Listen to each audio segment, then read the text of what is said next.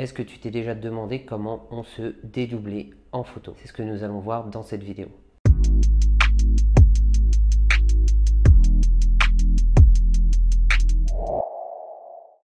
Bienvenue dans cette nouvelle vidéo, je m'appelle Miguel et je vais me présenter pour ceux qui ne me connaissent pas encore. Sur cette chaîne YouTube, je t'apprends à créer du contenu pour tes réseaux sociaux mais aussi à titre personnel en t'expliquant les choses simplement. Allez, assez parlé de moi, on passe à ce qui nous intéresse, comment se dédoubler en photo. Tu as déjà dû voir ça sur plusieurs vidéos ou photos sur les réseaux sociaux. Des gens qui sont en photo et qui sont dédoublés, habillés différemment. C'est ce que nous allons apprendre aujourd'hui. Allez, je crois qu'on a assez parlé, on va aller directement sur mon écran. Donc là, on est sur l'écran de Canva, sur l'ordinateur. On a déjà importé nos 3 photos et ce qu'on va faire, c'est qu'on va aller prendre la première et on va la positionner. On va la redimensionner à la taille du design que vous avez choisi. Donc là, moi, j'ai choisi un grand design avec un fond vert. C'est parce que je vais l'utiliser pour autre chose. Mais vous remplissez le cadre entièrement avec votre photo. Ensuite, on va aller chercher la deuxième photo, on va la mettre par-dessus et on va la redimensionner pareil. On va ensuite aller effacer l'arrière-plan. Là, c'est la version de Canva payante, mais on peut aller sur Remove BG.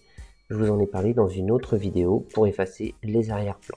Donc ensuite, on va aller chercher la troisième photo. On va faire exactement la même manipulation. Modifier, enfin on va déjà la redimensionner et ensuite modifier, effacer l'arrière-plan et voilà ce que ça donne. Mais comme tu peux le voir, c'est pas terrible, il y a des petits défauts. Donc ce que je vais faire, c'est que je vais tout effacer et je vais recommencer.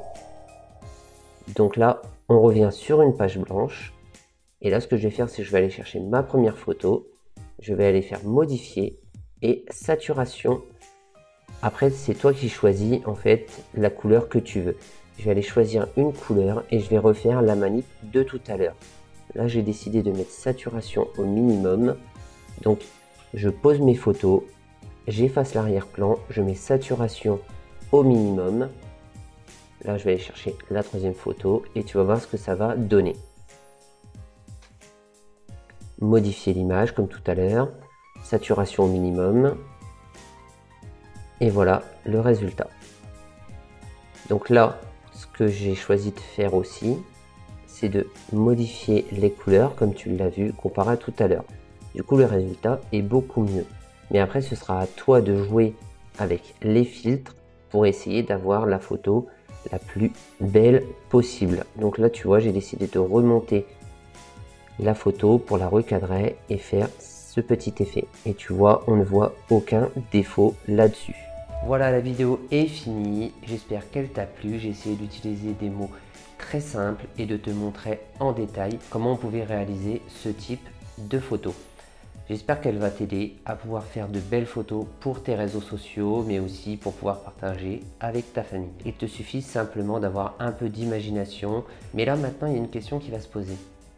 C'est comment on réalise la même chose en vidéo. Et bien pour ça, c'est tout simple. Il te suffit de t'abonner à ma chaîne et de regarder les prochaines vidéos qui vont arriver.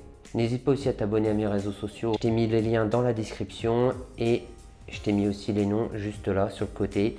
Voilà, tu as juste à taper ça sur les réseaux. Je poste quelques trucs, des stories, des avant-premières, etc.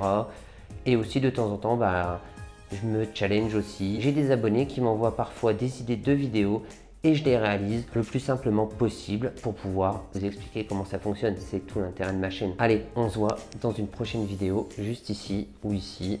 Tu cliques sur celle que tu veux. Si cette vidéo elle t'a plu, n'hésite pas à me le dire en commentaire ou alors de mettre un pouce. Ça fait bouger l'algorithme et puis moi ça m'aide à savoir ce que vous aimez ou ce que vous aimez pas.